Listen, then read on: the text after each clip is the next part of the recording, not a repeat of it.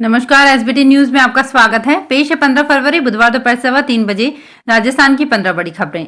सबसे पहले एक नजर डालते हैं आज की हेडलाइंस पर। पीएम मोदी 16 को दिल्ली में करेंगे आदि महोत्सव का उद्घाटन।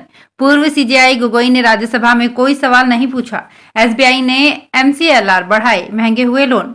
सोलर लाइट से जगमग होगा अयोध्या का इंटरनेशनल एयरपोर्ट। और हिमाचल सीएम ने मरीज के लिए दिया अपना हेलीकॉप्टर। और अब खबरें विस्तार से। प्रधानमंत्री नरेंद्र मोदी 16 फरवरी को दिल्ली के मेजर ध्यानचंद राष्ट्रीय स्टेडियम में आदि महोत्सव का उद्घाटन करेंगे। इस कार्यक्रम में जनजातीय संस्कृति, शिल्प, खान पान, वाणिज्य और पारंपरिक कला को प्रदर्शित किया जाएगा। आदि महोत्सव जनजातीय संस्कृति, शिल्प, खान पान, वाणिज्य और पारंपरिक कला का उत्सव मनाने वाला कार्यक्रम है। इस वर्ष इसका आयोजन 16 से 27 फरवरी तक दिल्ली के मेजर ध्यानचंद राष्ट्रीय स्टेडियम में किया जा रहा है। अयोध्या मामले पर फैसला सुनाने वाली सुप्रीम कोर्ट की बेंच का नेतृत्व करने वाले भारत के पूर्व चीफ जस्टिस रंजन गोगोई को रिटायर होने के 4 महीने बाद 19 मार्च 2020 को राज्यसभा के लिए नामित किया गया था। उस समय विपक्ष ने उन पर निशाना साधा था। जब गोगोई राज्यसभा सदस्य के रूप में शपथ ले रहे थे, तब विपक्षी सदस्यों ने शर्म करो के नारों के साथ राज्यसभा में हंगामा किया था। उस समय उनको राज्यसभा का मेंबर बनाने के फैसले की सुप्रीम कोर्ट के कुछ पूर्व जजों ने भी आलोचना की थी। बहरहाल राज्यसभा के आधिकारिक पोर्टल के मुताबिक सदस्य के तौर पर गोगोई का ट्रैक रिकॉर्ड कुछ खास नहीं है। मीडिया की रिपोर्ट के मुताबिक गोगोई ने राज्यसभा में कोई सवाल नहीं पूछा है। अगर आप एसबीआई के ग्राहक हैं और लोन लेकर घर, गाड़ी या अन्य जरूरी चीजों को लेने का सोच रहे हैं, तो इसमें आपको मुश्किल होने वाली है। कारण कि एसबीआई ने निधि आधारित उधार दर की सीमांत लागत को 10 आधार अंकों तक बढ़ा दिया है। इसमें ऑटो और होम जैसे लोन को लेना महंगा हो गया है। नई दरें 15 फरवरी से प्रभावी हो गई हैं, यानी कि आज से ऋण लेने वालों के लिए उधारकर्ताओं की ईएमआई बढ़ जाएगी। एसबीआई ने एमसीएलआर को 7.85% से 10 बीपीएस बढ़ाकर 7.95% कर दिया है। 1 महीने से लेकर 3 महीने की अवधि के लिए 8% से 10 बीपीएस बढ़ाकर 8.10% कर दिया गया है। वहीं 6 महीने की एमसीएलआर 8.30% से बढ़ाकर 8.40% हो गई है। भगवान राम की नगरी अयोध्या में इस वक्त विकास के कई काम चल रहे हैं। यही नहीं, उत्तर प्रदेश के मुख्यमंत्री योगी आदित्यनाथ न सिर्फ इन योजनाओं की फीडबैक लेते रहते हैं, बल्कि उनके अयोध्या दौरों में भी इजाफा हुआ है। शायद यही वजह है कि अयोध्या में हजारों करोड़ रुपए की विकास की योजनाएं धरातल पर परवान चढ़ रही है। चाहे वो अयोध्या धाम का रेलवे स्टेशन हो, सड़कों का चौड़ीकरण हो या फिर श्री राम इंटरनेशनल एयरपोर्ट हो। बहरहाल बंसी पहाड़पुर के पत्थरों से बनाए जा रहे अंतर्राष्ट्रीय एयरपोर्ट पर प्रथम फेज का काम दिसंबर 2023 तक पूरा हो जाएगा। इसके बाद श्रद्धालु अपने आराध्य की नगरी में हवाई यात्रा के जरिए दर्शन पूजन कर सकेंगे। अयोध्या एयरपोर्ट की खास बात यह है कि एयरपोर्ट पर सोलर पैनल लगाए जाएंगे। हिमाचल प्रदेश के मुख्यमंत्री सुखविंदर सिंह सुक्खू ने मरीज को एयरलिफ्ट करने के लिए अपना हेलीकॉप्टर दे दिया, जिससे चंबा के ट्राइबल एरिया पांगी की लाड़ से मरीज को एयरलिफ्ट करके कांगड़ा के टांडा मेडिकल कॉलेज पहुंचाया गया। सीएम ऑफिस से जारी बयान में दावा किया गया है कि मुख्यमंत्री ने अपना दौरा रद्द कर मरीज को एयरलिफ्ट करवाया। अब मरीज की हालत खतरे से बाहर बताई जा रही है। पांगी स्थित किलाड़ के दरवास गांव में देवेंद्र घर की छत से गिर गया था, जिससे घर के बाहर लगी लोहे की चादर से उसकी सांस की नली कट गई। डॉक्टरों ने उसे शिमला के लिए रेफर किया था। कुछ दिनों में ही जयपुर से आपकी उड़ान महंगी होने जा रही है। केंद्र सरकार हवाई अड्डों के पार्किंग शुल्क और यूजर डेवलपमेंट फीस में बढ़ोतरी करने की तैयारी में है। इससे छोटे शहरों में हवाई मार्ग से आना जाना महंगा हो सकता है। ऐसा हवाई अड्डों पर विमानों की लैंडिंग और पार्किंग शुल्क में बढ़ोतरी के कारण होगा। केंद्र सरकार ने छोटे हवाई अड्डों पर लैंडिंग और पार्किंग शुल्क में 30% और यूजर डेवलपमेंट शुल्क में 4 गुना बढ़ोतरी का प्रस्ताव दिया है। इस पर 28 फरवरी तक सुझाव मांगे गए हैं। राजस्थान के सरकारी कामकाज में ऑनलाइन वर्किंग कल्चर को बढ़ावा देने के लिए सरकार ने अहम फैसला लिया है। राज्य की नगरीय निकायों, नगर निगम, नगर परिषद और नगर पालिकाओं में अप्रैल से फायर एनओसी, नाम ट्रांसफर समेत 7 मामलों में ऑफलाइन आवेदन बंद हो जाएंगे। इन काम के लिए अब लोगों को केवल ऑनलाइन आवेदन ही लिए जाएंगे।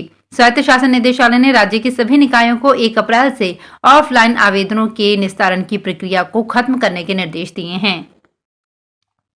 जयपुर में कुछ ही सेकंड में एटीएम कार्ड बदलकर एक बुजुर्ग को 72,000 रुपए की चपत लगा दी गई। एटीएम बूथ में जबरन घुसे 3 लड़कों ने कहासुनी के दौरान मशीन में लगा कार्ड पार किया था।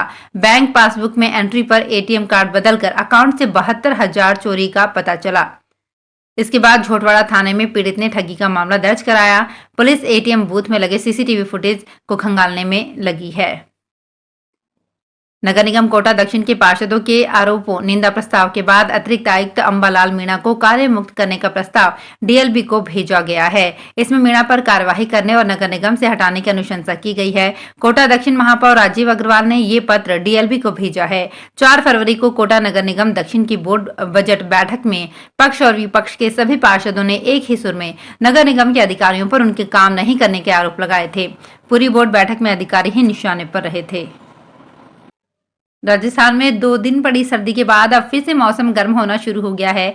जयपुर मौसम केंद्र ने इसके पीछे का कारण अरब सागर में बने एंटी साइक्लोनिक तंत्र को बताया है। इसके कारण प्रदेश में अगले 2 दिन में तापमान बढ़ेगा। दक्षिणी हवा चलने से अधिकतम और न्यूनतम तापमान 2 से 5 डिग्री तक बढ़ने से गर्मी के असर में तेजी आएगी। राजस्थान इंटरनेशनल एक्सपो के प्रथम संस्करण के आयोजन को लेकर राजस्थान एक्सपोर्ट प्रमोशन काउंसिल की ओर से तैयारी शुरू हो गई है। आरईपीसी की ओर से एक्सपो को प्रमोट करने के लिए देश विदेश के चैम्बर ऑफ कॉमर्स के साथ एमओयू किए गए हैं।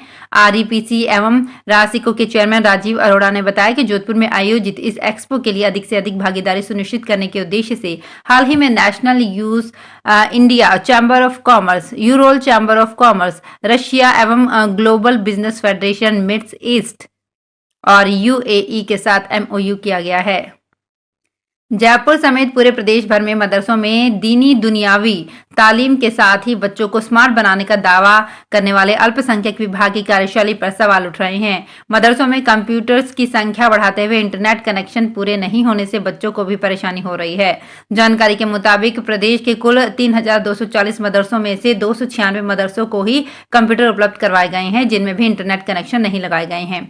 ऐसे में रोजाना 10 से अधिक शिकायतें विभाग के शिक्षा संकुल स्थित मुख्यालय में पहुंच रही है। राजस्थान का हर व्यक्ति जन्म के साथ ही 49,297 रुपए का कर्जदार हो जाता है। प्रति व्यक्ति कर्ज के हिसाब से 33 साल में ये 35 गुना बढ़ गया है। इस दौरान प्रदेश के कुल कर्ज में 65 गुना बढ़ोतरी हुई है। वर्तमान में कर्ज की ये राशि राज्य बजट का 1.6 गुना है और बजट भाषण के अनुसार आने वाले साल में इसके और बढ़ने का अनुमान है। वेतन, पेंशन और ब्याज के भुगतान पर सरकार का खर्च लगातार बढ़ रहा है। आने वाले साल में मुफ्त घोषणाओं पर बढ़ता खर्च भी इसमें जुड़ने वाला है। भीलवाड़ा में महाशिवरात्रि पर 3 दिवसीय मेला 18 फरवरी से लगेगा। शहर के हरणी महादेव में मंदिर में तैयारियां शुरू हो गई है।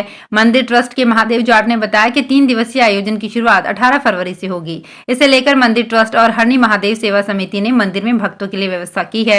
अन्य तैयारियां चल रही है। जाट का कहना है कि 1 लाख से अधिक श्रद्धालु आ सकते हैं। परिषद के अधिशासी अभियंता अखेराम बड़ोदिया को प्रभारी तथा पारस जैन को सहायक प्रभारी बनाया गया है। मेले में 100 दुकानें लगाई जाएंगी।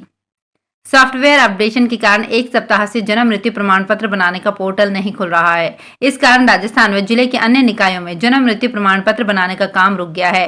प्रमाण पत्र के लिए आवेदनों का पंजीयन किया जा रहा है। ये स्थिति 8 दिन से है। इससे आवेदक ही नहीं, नगर परिषद के कर्मचारी भी परेशान हैं।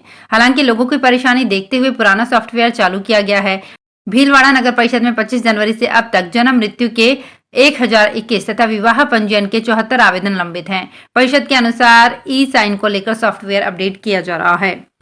तो फिलहाल इस बुलेटिन में इतना ही। फिर हाजिर होंगे कुछ और बड़ी खबरों के साथ। अगर आप भी अपने आसपास की छोटी बड़ी और महत्वपूर्ण खबरों से अपडेट रहना चाहते हैं तो सब्सक्राइब कीजिए हमारे चैनल एसपीटी न्यूज को और प्रेस कीजिए बेल आइकन पर।